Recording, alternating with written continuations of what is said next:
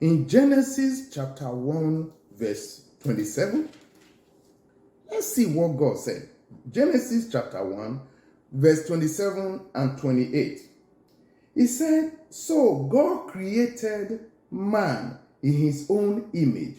In the image of God, he created him. Male and female, he created them. Then God blessed them. And God said to them," Now I want you to think for a moment. The first word that God spoke when man and woman, when they were created, was that God blessed them. That word blessed is in past tense, meaning it is something that is already done. It is not something God is anticipating. It is not something that you and I will walk in. It is a concluded matter. It is like you and I, if you are into mathematics and you have to prove maybe a particular theorem, when you finish proving that theorem to the end, you will put a word called QED, meaning quod erat demonstradum, meaning you've demonstrated everything and it's correct. The same way we can say that when God declared that word, blessed, he was letting us know concluded issue. Good day, listeners. Welcome to my channel. My name is Paul Ugabo. If you are new to this channel, please click on the subscribe button and the notification bell so that you'll be the first to be notified whenever we upload a new video. This is a channel for dreamers, achievers, and explorers. Today's episode will be speaking on the term, the first thing we ever heard spoken to us is the word blessed. What does it mean to be blessed? What is the meaning of the word blessed?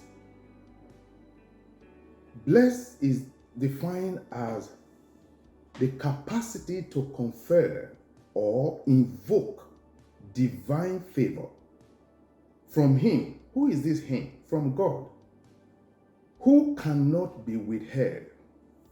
That means when God speaks or releases blessing, no power has the capacity to stop it except the person that have received that blessing or who chooses not to accept the blessing.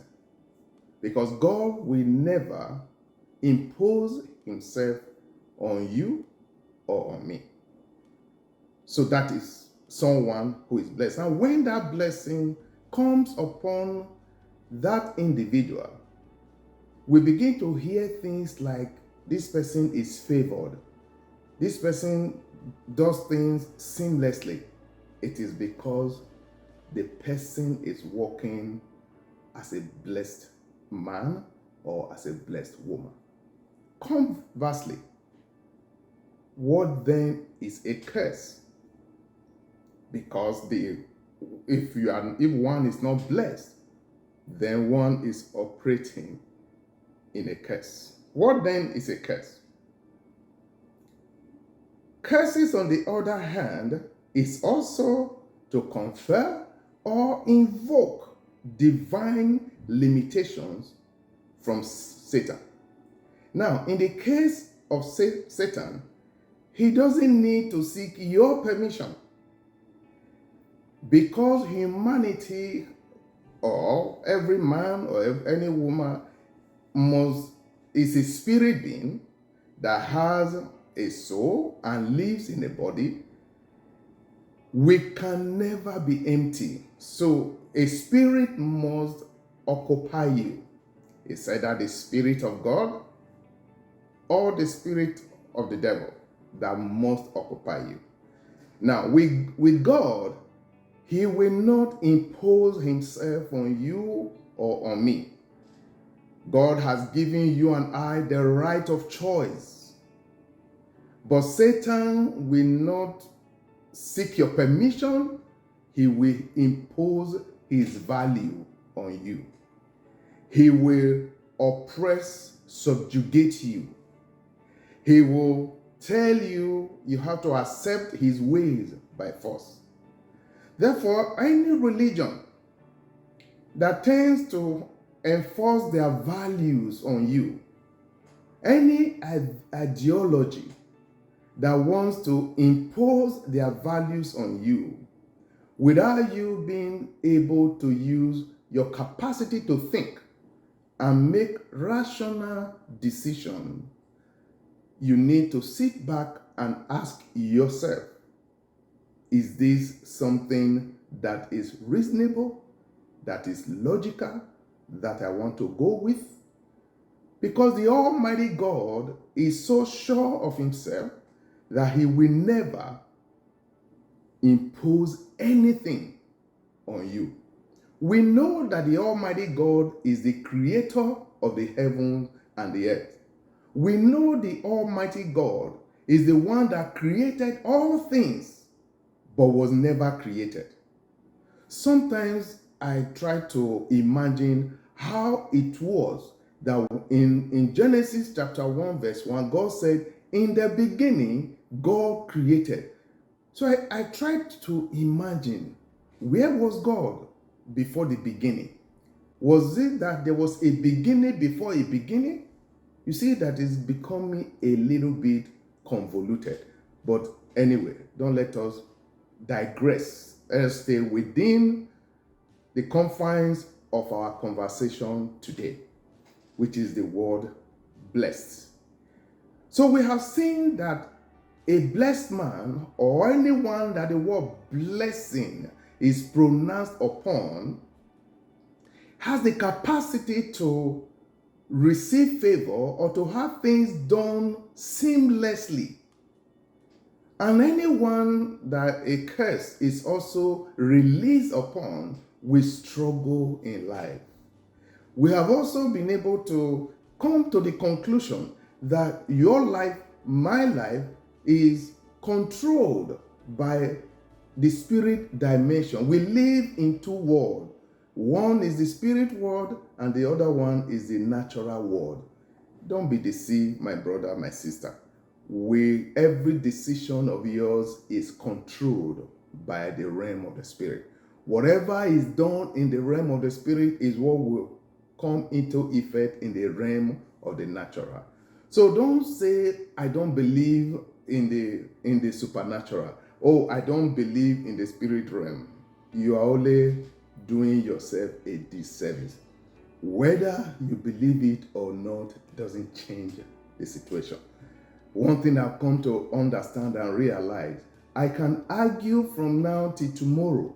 I say, oh, I don't believe there is brain in anybody's life, in the head of a man, in the head of a woman. I don't believe that. It doesn't change the fact that there is a brain. I might be able to win that argument and prove my case logically that there is no brain. It doesn't change the fact that there is brain. So, my advice to you is let go of argument that doesn't add life to your life. Let go of argument that doesn't add value to your life. Argument lies in the realm of intellectualism. But intellectualism is not really going to take you and I anywhere. What is going to take you and I somewhere is life-changing words. How can we have impact? How can we be so simple but be so impactful? How can we allow the things that can shift us and make us become what we should be? It is the simple word that we live, believe in, walk in, and allow to guide our life. One of such words is the word blessed. Again, I want to read from the word of God Everything we would discuss about who am I is coming from the word of God. It is from here that this word came alive on the inside of me. And that this is the word that is going to the nations of the earth to make men and women discover who they are in order for them to fulfill destiny. Because a man upon the face of the earth that walked through this whole earth without identifying the purpose why he was born and left this earth without fulfilling that purpose is a man, is a woman that is not fulfilled. It doesn't matter the number of houses they have. It doesn't matter the number, the amount in their bank account. I can guarantee you, anyone that have not identified their purpose, if you discuss with them, they will tell you there is a void on the inside of them. It is when you discover purpose that that void is removed. In Genesis chapter 1, verse 27, let's see what God said. Genesis chapter 1, verse 27 and 28. He said, so God created man in his own image. In the image of God, he created him. Male and female, he created them. Then God blessed them. And God said to them, now I want you to think for a moment. The first word that God spoke when man and woman, when they were created, was that God blessed them. That word blessed is in past tense, meaning it is something that is already done. It is not something God is anticipating. It is not something that you and I will walk in. It is a concluded matter. It is like you and I, if you are into mathematics and you have to prove maybe a particular theorem, when you finish proving that theorem to the end, you will put a word called QED, meaning quod erat demonstradum, meaning you've demonstrated everything and it's correct. The same way we can say that when God declared that word, blessed, he was letting us know concluded issue. Now, that word blessed, when did it first occur in the entire Bible? We see in Genesis 1 that when God started creating everything on the first day, he said he created light. Genesis chapter 1, verse 4. And God saw the light. No, verse 3, he said, then God said, let there be light. And there was light. The next thing that followed was, and God saw the light, that it was good. And God divided the light from the darkness. There was nothing to now say, and God blessed the light. You look at the second day, same thing. You look at the third day, same thing. You look at the fourth day, same thing. But if you now get to verse 20, the Bible says, then God said, let the waters abound with an abundance of living creatures, and let birds fly above the earth across the face of the firmament of the heavens. So God created great sea creatures and every living thing that moves, with which the waters abounded according to their kind, and every winged bird according to its kind. And God saw that it was good. Verse 22. And God blessed them, saying, the first time the word blessed came about to living things. Every other thing that God created before these creatures, these living creatures, the word blessed was not used.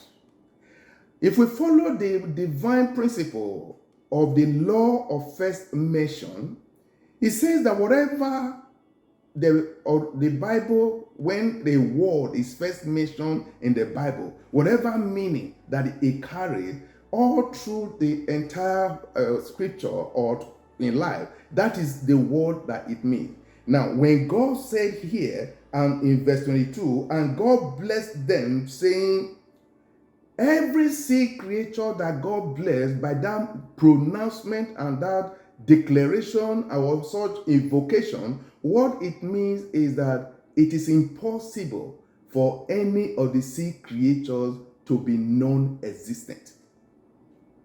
A power has been released, the capacity to multiply, the capacity to be relevant, the capacity to get things done has been released. It is impossible. There is no one that can stop the sea creature or the living creature to fulfill that mandate. It is from that level that after God has done that, you would have expected that when it gets to man, he would have, because they are also living creatures, they would have followed the same pattern. But God chose to be specific to a man. And so he now came again and said, God, and God blessed them. You and I have been blessed. We do not walk under any form of curses. This blessing, who and who can we say walk under this blessing? Is it true that this blessing is really, really important and powerful, for us? Yes. Let's see in Genesis 14, verses 18 to 20. Genesis 14, verses 18 to 20. This is our father, with the one we call Abraham. He had an encounter with a man called Melchizedek. He said, then Melchizedek, king of Salem, brought out bread and wine. He was the priest of God Most High, and he blessed him. Him here is Abraham. And he blessed him and said, blessed be Abraham of God Most High, possessor of heaven and earth. And blessed be God Most High, who has delivered your enemies into your hand. It was from this moment that divine orchestration and divine alignment began to happen in the life of Abraham. It was from this blessing that Abraham, without reading any book, without any discussion with anyone, nobody had any interaction with him, he understood the first principle of tithing, that he took a tenth of everything he had and gave it. He gave it. Now, when he gave that, what did he get in return? He got the blessing. He got the bread. He got the wine. Making known to Abraham that all through his days and all through his generations, there will be no one that will lack anything. All through the years that he will bring generations to the face of the earth, they will all walk in the same mandate, in the same authority, and in the same divine alignment that Abraham had walked into. Abraham's son, let's see something. Did that blessing also follow him? Genesis chapter 26 will speak to us. In Genesis chapter 26, from verse 1 to 3, it says, there was a famine in the land beside the first famine that was in the days of Abraham. And Isaac went to Abimelech, king of the Philistines, in Gerar. Then the Lord appeared to him and said, do not go down to Egypt. Live in the land of which I shall tell you. Dwell in this land, and I will be with you and bless you. For to you and your descendants I give all this land, and I will perform the oath which I swore to Abraham your father.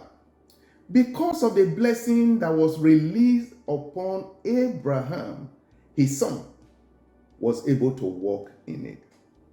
Farming is a time of limitation. Farming is the time that everything you put in, you do not get the result. It's like wasted endeavor, wasted energy. But God said, Isaac, don't leave the land where there is famine. I will bless you. Now, did God truly fulfill that word that he said, I will bless you? Let's check it. In that Genesis chapter 15 and verse 12, the Bible says, then Isaac sowed in the land and reaped in the same year 100-fold, and the Lord blessed him. Verse 13, I said, the man began to prosper and continued prospering until he became very prosperous. Why? Because the Lord blessed him. I want to assert to you today, you are not under any curse. You are a man, you are a woman blessed. If there is any curse that you think is operative in your life, wherever the blessing comes to, curse must give way. I give you the capacity to speak with your mouth that you are a blessed child, and that because you belong to the lineage of Abraham, you cannot work under curses. You are blessed. Curseless cannot come to you. Be blessed. Thank you for tuning in and listening to this episode. Please click on the subscribe button and notification bell below to stay connected. Please like, share, and subscribe. If you have any thoughts or feedback, please leave it in the comment section. If you have any question, feel free to send me an email to iyebosaugobo@gmail.com or connect with me on any of my social media platforms listed in the description box below. Stay blessed and dare to discover. If you believe you are a champion, shout hallelujah. Hallelujah, hallelujah. And if you believe God has turned things around in your favor, shout hallelujah, hallelujah. If you believe you are a champion, shout hallelujah.